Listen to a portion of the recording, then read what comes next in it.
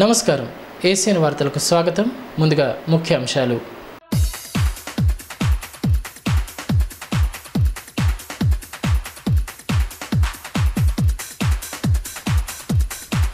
ఆదివాసీల హక్కులను అమలు చేయాలి. మాజీ MP Midiyam Baburao demand. TAGS జిల్లా ద్వితీయ మహాసభలు ప్రారంభం. అక్రమ రవాణాపై ప్రత్యేక దృష్టి. ఉట్నూరు డీఎస్పీ డేవిడ్ స్పష్టీకరణ. రాష్ట్ర సరిహద్దుల్లో చెక్పోస్టులను ఏర్పాటు చేస్తున్నట్లు వెల్లడి. హక్కుల సాధన కోసం ఉద్యమాలను చేపట్టేందుకు ప్రతి ఒక్కరూ ముందుకు రావాలని మాజీ ఎంపీ మిడియం బాబురావు అన్నారు. ఆదివారం పట్టణంలోని సెంట్రల్ గార్డెన్లో తెలంగాణ ఆదివాసీ గిరిజన సంఘం జిల్లా 2వ మహాసభలను నిర్వహించారు. ఉద్యమాలతోనే హక్కులు సాధ్యమవుతాయని మాజీ ఎంపీ మిడియం బాబురావు అన్నారు. తెలంగాణ ఆదివాసీ గిరిజన సంఘం జిల్లా 2వ మహాసభలను జిల్లా కేంద్రంలోని సెంట్రల్ గార్డెన్లో ఆదివారం నిర్వహించారు. ముందుగా ఆదివాసీ అమరుడు కుమురం భీం చిత్రపటానికి పూలమాలలు వేసి నివాళులర్పించి సంఘం జెండాను ఆవిష్కరించారు. గిరిజనుల హక్కుల సాధనలో అమరులైన వారితో పాటు పుల్వామా ఉగ్రవాద దాడిలో బలైన జవాన్ల ఆత్మకు శాంతి చేకూరాలని ప్రార్థిస్తూ 2 నిమిషాలు మౌనం పాటించి శ్రద్ధాంజలి ఘటించారు. తెలంగాణ ఆదివాసీ గిరిజన సంఘం గిరిజన పోరాటాలు కుమురం భీం బిడి శర్మ ఆదివాసీ పోరాటాలు.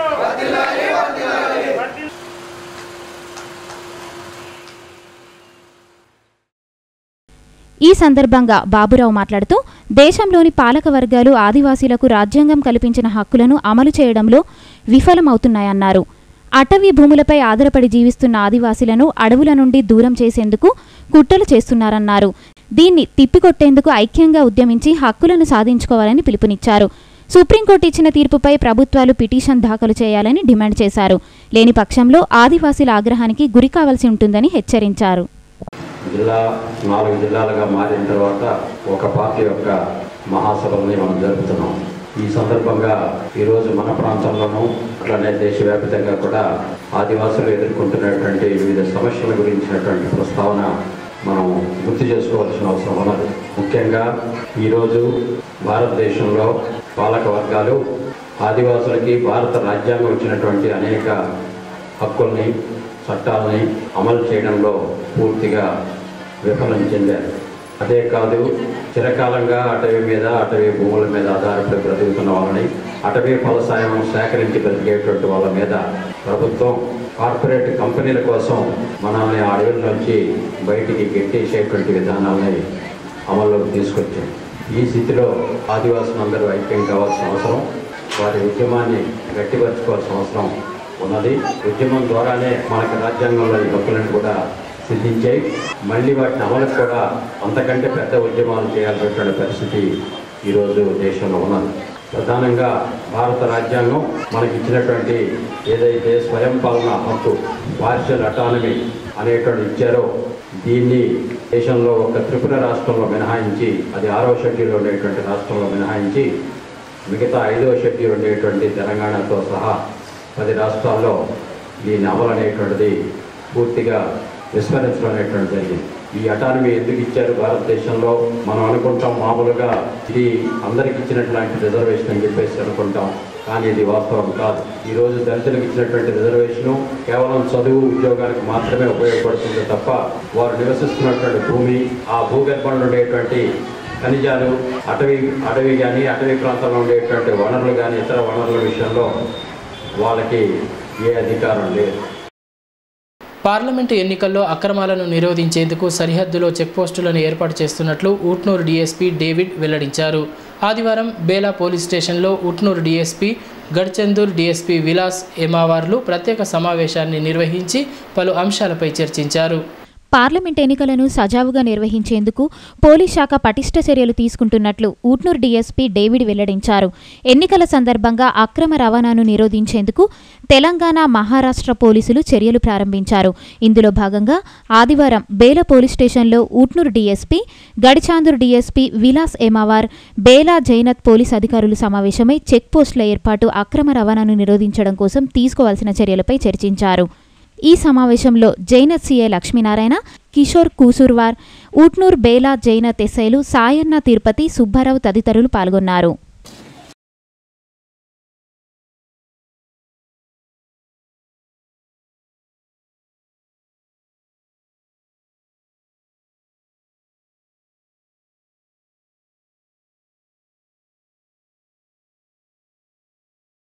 ఈ సందర్భంగా డీఎస్పీ డేవిడ్ మాట్లాడుతూ సరిహద్దుల గుండా డబ్బు, మద్యం తదితర వస్తువులు అక్రమ రవాణా జరగకుండా పటిష్ట చర్యలు తీసుకోవడం జరుగుతుందన్నారు.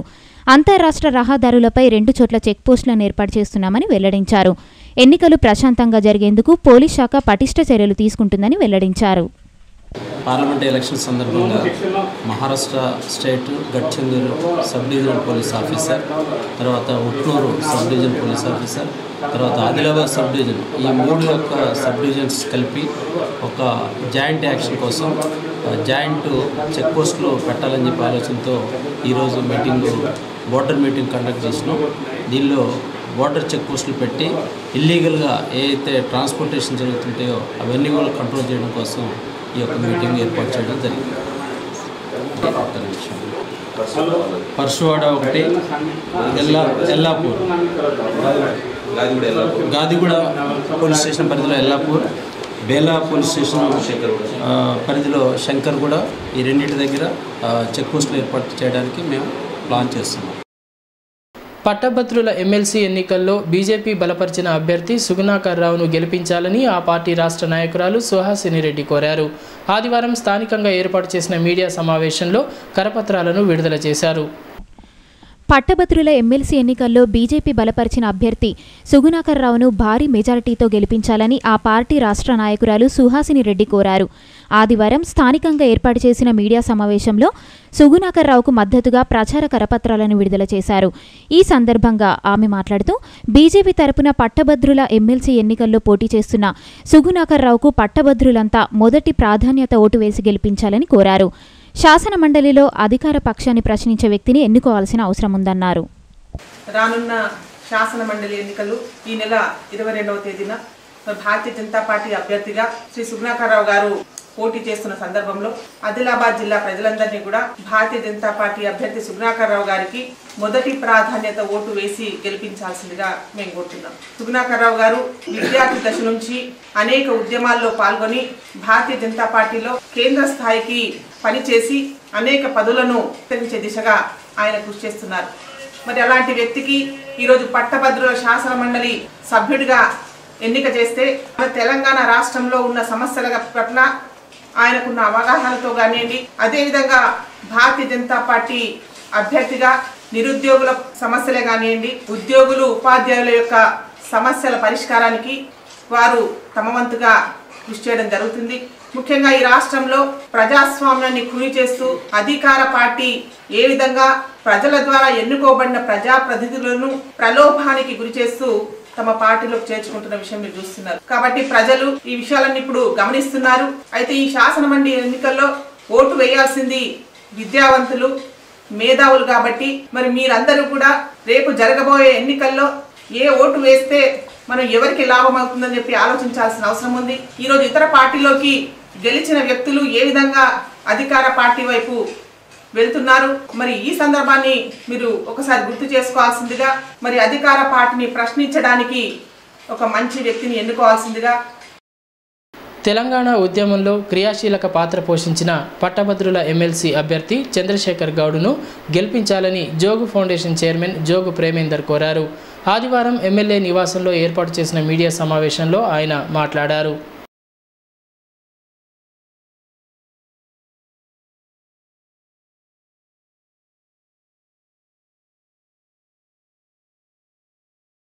ఎమ్మెల్సీ అభ్యర్థిగా చంద్రశేఖర్ గౌడ్ మామిన్లా నిలబడడం జరిగింది. మరి ఈయనకు మా టీఆర్ఎస్ పార్టీ బలపరచడం జరిగింది.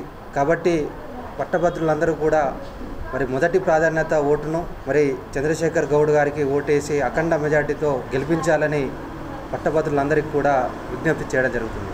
ఆయన ఒక మరి బ్యాంక్ క్యాషియర్గా ఉద్యోగం ప్రారంభించి ఒక గ్రూప్ 2 ఉద్యోగిగా, అదేవిధంగా ఒక గ్రూప్ 1 ఉద్యోగిగా ఎదగడం జరిగింది. ఈనాటి యువతకు ఆయన ఒక ఆదర్శప్రాయంగా నిలుస్తూ మరి ఒక అంచెలంచెలుగా ఎదిగి ఒక మరి గ్రూప్ 1 ఉద్యోగంగా ఎదిగి ఆయన తమ ఉద్యోగానికి రాజీనామా చేసి మరి పట్టభద్రుల యొక్క సమస్యలను మరి పరిష్కరించాలా, ఈ యువకుల సమస్యలను పరిష్కరించాలనే ఉద్దేశంతో మరి ఎమ్మెల్సీగా నిలబడడం జరిగింది. ఎమ్మెల్సీగా గెలిచిన తర్వాత ఏదైతే నిరుద్యోగ యువకుల కొరకు మరి ఉచిత నైపుణ్య శిక్షణా కేంద్రాలు అనేటివి ఏర్పాటు చేసుకొని వారికి నైపుణ్యాన్ని కల్పించి ఉద్యోగాలను మరి కల్పించే బాధ్యత అనేది ఆయన తీసుకుంటాడని చెప్పడం జరుగుతుంది. ఏదైతే పట్టభద్రులు అనేటువంటి మరి నిరుద్యోగ యువకులు ఉంటారో వారికి మరి కెరీర్ గైడెన్స్ మీరు అవగాహన కల్పించి వారికి మరి ఏ విధంగా ఉద్యోగాలు సంపాదించాలో తెలియజేసే విధంగా అవగాహన కార్యక్రమాలు మరి మన దగ్గర తీసుకోవడం జరుగుతుంది. ఏదైతే మన ప్రభుత్వం వచ్చిన తర్వాత ఏదైతే 1,09,000 ఉద్యోగాలు ఖాళీగా ఉన్నాయి, అందులో 90,000 ఉద్యోగాలకు నోటిఫికేషన్లు వచ్చినాయి. అందులో 45,000 ఉద్యోగాలను భర్తీ చేయడం జరిగింది. మిగతా ఉద్యోగాలు కూడా మరి భర్తీ చేయడం జరుగుతుంది. రాబోయే రోజుల్లో కూడా మరి ప్రతి ఏటా కూడా మరి ఉద్యోగ నోటిఫికేషన్లు వచ్చేలా మరి చంద్రశేఖర్ గౌడ్ గారు ప్రభుత్వాన్ని దృష్టికి తీసుకెళ్లడం జరుగుతుంది. ఎందుకంటే ఈయన మా ప్రభుత్వానికి అదేవిధంగా పట్టభద్రులకు ఒక వారధిలాగా పనిచేసి మరి పట్టభద్రుల సమస్యలను మరి మా ముఖ్యమంత్రి కేసీఆర్ గారి దృష్టికి తీసుకెళ్లి సమస్యలు పరిష్కరించేటట్టు చేయడం జరుగుతుంది. అధికారం ఉన్న పార్టీ కాబట్టి మరి ఆ సమస్యలను పరిష్కరించవచ్చు కాబట్టి మరి పట్టభద్రులందరూ కూడా ఆలోచించి మరి మొదటి ప్రాధాన్యత ఓటును మామిళ్ళ చంద్రశేఖర్ గౌడ్ గారికి ఓటేసి మరి గెలిపించాలని మరొకసారి విజ్ఞప్తి చేస్తున్నాం. జై తెలంగాణ. ప్రతి ఒక్కరూ జ్ఞాన దీక్షలను చేపట్టి సమాజంలోని రుగ్మతలను దూరం చేసుకునే అవకాశం ఉంటుందని స్వేరోస్ రాష్ట్ర అధ్యక్షులు ఊషన్న తెలిపారు. స్వేరోస్ ఆధ్వర్యంలో ఆదివారం తెలంగాణ గిరిజన సంక్షేమ గురుకుల పురుషుల డిగ్రీ కళాశాలలో సామూహిక పుస్తక పఠనం కార్యక్రమాన్ని చేపట్టారు. జ్ఞానాన్ని పెంపొందించుకోవడం ద్వారా సమాజంలోని రుగ్మతలను దూరం చేసుకునే అవకాశం ఉంటుందని స్వేరోస్ రాష్ట్ర అధ్యక్షులు ఊషన్న అన్నారు. జ్ఞాన దీక్షలను పురస్కరించుకొని స్వేరోస్ ఆధ్వర్యంలో ఆదివారం తెలంగాణ గిరిజన సంక్షేమ గురుకుల పురుషుల డిగ్రీ కళాశాలలో సామూహిక పుస్తక పఠనం కార్యక్రమాన్ని చేపట్టారు. మహనీయుల జీవిత చరిత్రలను వివరించి వారి అడుగుజాడల్లో నడవలసిన ఆవశ్యకతను వివరించారు. ఈ సందర్భంగా స్వేరోస్ రాష్ట్ర అధ్యక్షులు ఊషన్న మాట్లాడుతూ మహనీయుల చరిత్రలను పఠనం చేయడంతో జ్ఞానం పెరుగుతుందన్నారు. మార్చి 15 నుండి ఏప్రిల్ 14 వరకు దీక్షలు కొనసాగుతాయని తెలిపారు. సమాజంలో తనకంటూ గుర్తింపు రావాలంటే పుస్తకాలే మంచి నేస్తాలనే విషయాన్ని గుర్తించాలన్నారు. ప్రతి ఒక్కరూ జ్ఞాన దీక్షలను చేపట్టి మహనీయుల స్ఫూర్తితో ముందుకు సాగాలని పిలుపునిచ్చారు. 6వ సంవత్సరం ఈ సంవత్సరం. ఈ 6 సంవత్సరాల కాలంలో మొదటి సంవత్సరం కాకుండా 2వ సంవత్సరం నుంచి ఈ జ్ఞాన దీక్షలు అనే ఒక కార్యక్రమాన్ని పెట్టుకోవడం జరిగింది. ఈ జ్ఞాన దీక్షలు ఏంటివి అంటే ఏవైతే స్వేరోస్ 10 కమాండ్మెంట్స్ పెట్టుకొని నేను ఎవరికంటే తక్కువ కాదు, నేను ఎక్కడున్నా నాయకుడిగా ఉంటాను, నేను ఏది చేస్తానో అది అందరికంటే భిన్నంగా చేస్తాను, నేను అందరికంటే హానెస్ట్గా ఉంటాను, హార్డ్ వర్క్ చేస్తాను లాంటి 10 నియమాలు పెట్టుకున్నాం. ఈ 10 నియమాలు మనకు అలవర్చుకోవడానికి మరి ఒక నెల రోజులు దాన్ని పాటించడానికి కోసం ఒక నెల రోజుల సమయాన్ని పెట్టుకోవడం జరిగింది. ఆ నెల రోజుల సమయమే ఈ భీమ్ దీక్షల కాలంగా దీన్ని ఎంచుకోవడం జరిగింది. ఈ భీమ్ దీక్షలు అనేటివి మార్చి 15 మాన్య శ్రీ కాంశీరామ్ గారి జయంతి నుండి బాబాసాహెబ్ అంబేద్కర్ జయంతి ఏప్రిల్ 14 వరకు 30 రోజులు జరుగుతుంటాయి. ఈ 30 రోజుల కాలంలో సమాజంలో ఉన్న రుగ్మతల మీద, రుగ్మతలు అనగానే బలైందంత ఈ సామాజిక రుగ్మతలకు బలైందంత పేద వర్గాలే కాబట్టి ఈ పేద వర్గాలు గ్రామీణ ప్రాంత ప్రజలందరికీ ఈ వ్యసనాలపై అవగాహన కల్పించాలి, జ్ఞానము ఏ విధంగా పొందాలో అవగాహన కల్పించాలి, పిల్లలకు విద్యను అందించడంపై అవగాహన కల్పించాలి, వారి ఆరోగ్యంపై అవగాహన కల్పించాలి, వారి యొక్క శారీరక ఆహారపు నియమాలపై కూడా అవగాహన కల్పించాలనే ఉద్దేశంతో ఈ నెల రోజులు ఏ మహనీయులైతే ఈ సమాజాన్ని గొప్పగా చూడాలనుకున్నారో ఆ మహనీయుల జన్మదినాలు ఉన్న ఈ నెల కాబట్టే ఈ నెలను స్వేరోలు భీమ్ దీక్ష పాటిస్తూ ఒక పవిత్ర మాసంగా పాటిస్తూ ఈ సమాజానికి ఒక మంచి మెసేజ్ ఇవ్వడానికి కోసమే ఈ యొక్క కార్యక్రమాలన్నీ చేపట్టడం జరుగుతుంది. దివ్యాంగుల సమస్యలను పరిష్కరించడంలో ప్రభుత్వం నిర్లక్ష్యంగా వ్యవహరిస్తోందని దివ్యాంగుల హక్కుల జాతీయ వేదిక జిల్లా అధ్యక్షులు ఇమ్రాన్ అన్నారు. ఆదివారం పట్టణంలోని రణదీవెనగర్ కాలనీలో సభ్యత్వ నమోదు కార్యక్రమాన్ని చేపట్టారు. దివ్యాంగులంతా సంఘటితంగా ఉంటూ హక్కులను సాధించుకునేందుకు కృషి చేయాలని దివ్యాంగుల హక్కుల జాతీయ వేదిక జిల్లా అధ్యక్షులు ఇమ్రాన్ అన్నారు. ఆదివారం పట్టణంలోని రణదివ్యనగర్ కాలనీలో సభ్యత్వ నమోదు కార్యక్రమాన్ని చేపట్టారు. ప్రత్యేక సమావేశాన్ని నిర్వహించి దివ్యాంగుల సమస్యలపై చర్చించారు.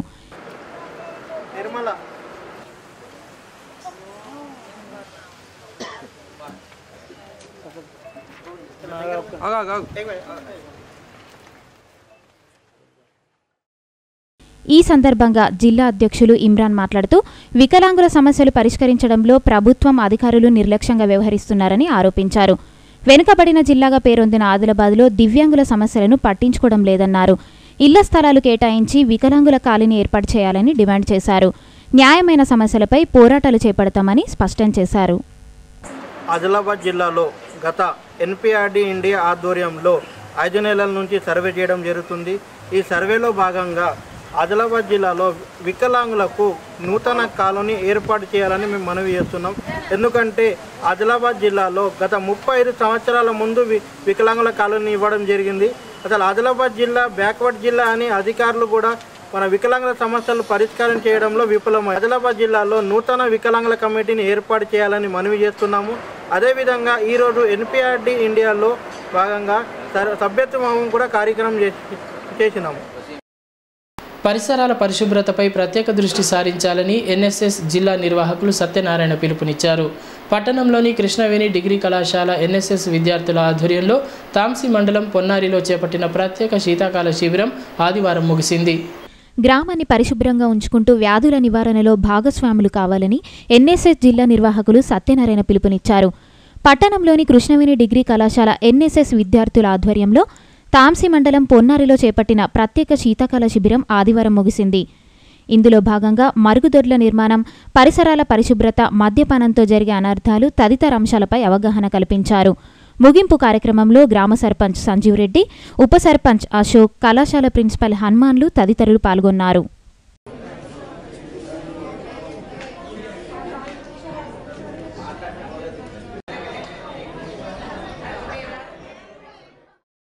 ఈ సందర్భంగా సత్యనారాయణ మాట్లాడుతూ గ్రామీణ ప్రాంతాల్లోని సమస్యలను గుర్తించి వాటిని నివారించేందుకు తీసుకోవలసిన జాగ్రత్తలను వివరించడం జరిగిందన్నారు. ప్రధానంగా పరిసరాలు అపరిశుభ్రంగా ఉండడంతో వ్యాధుల బారిన పడే ప్రమాదం ఉంటుందన్నారు.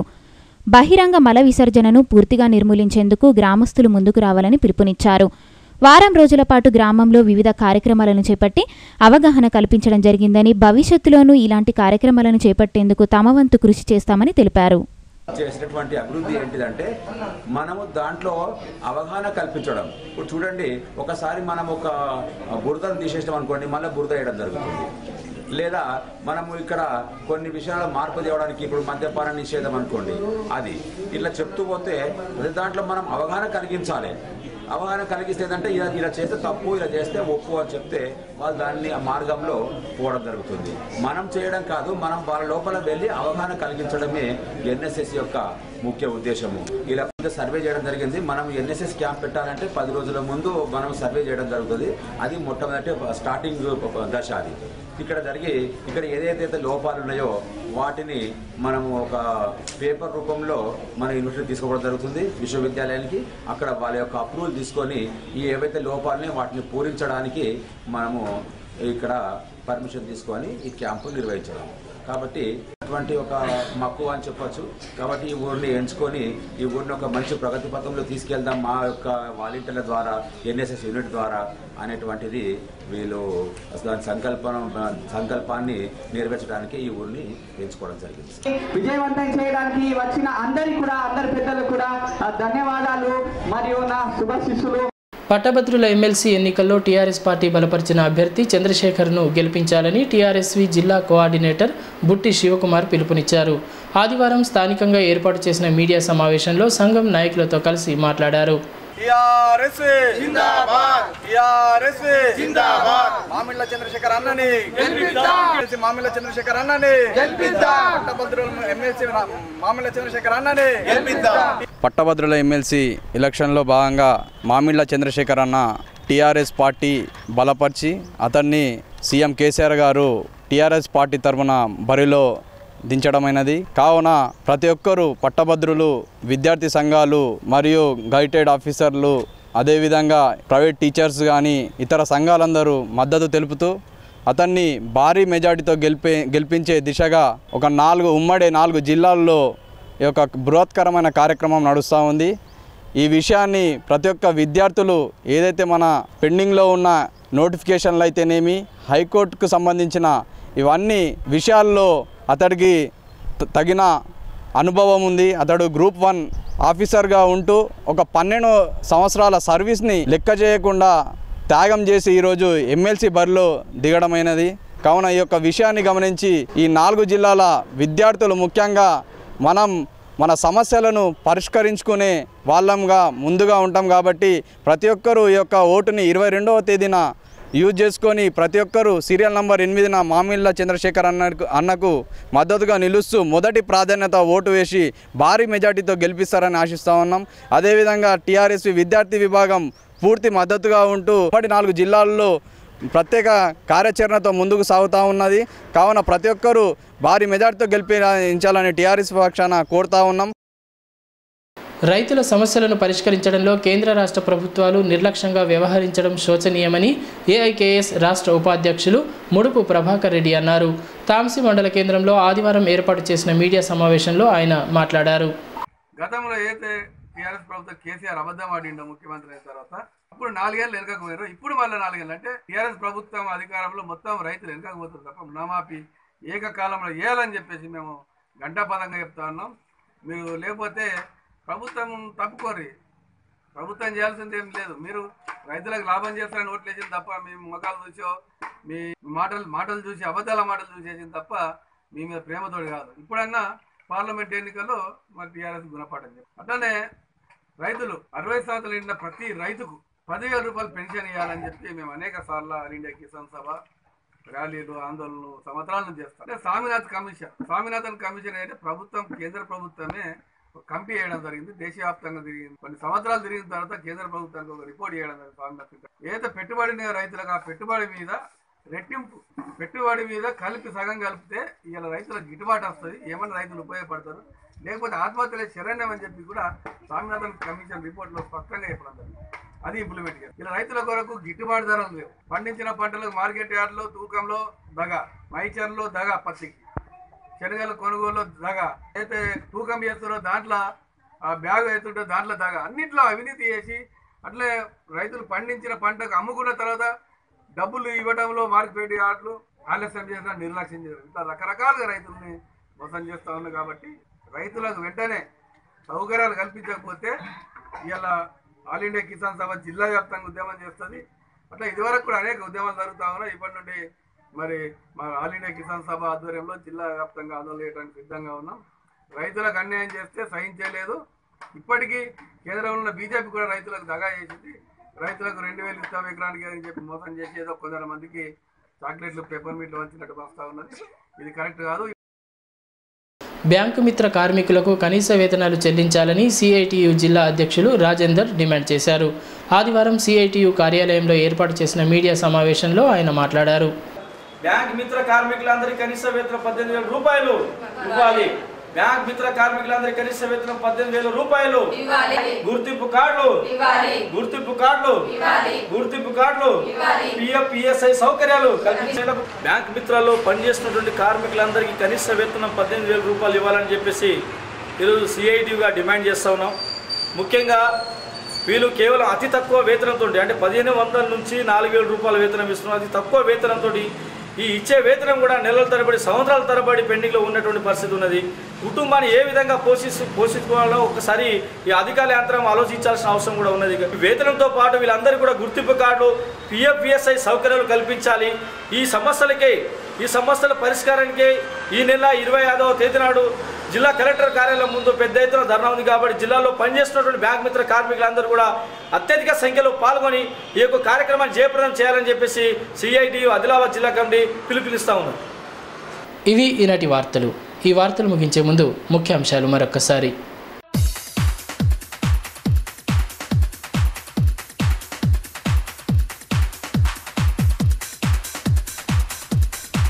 ఆదివాసీల హక్కులను అమలు చేయాలి.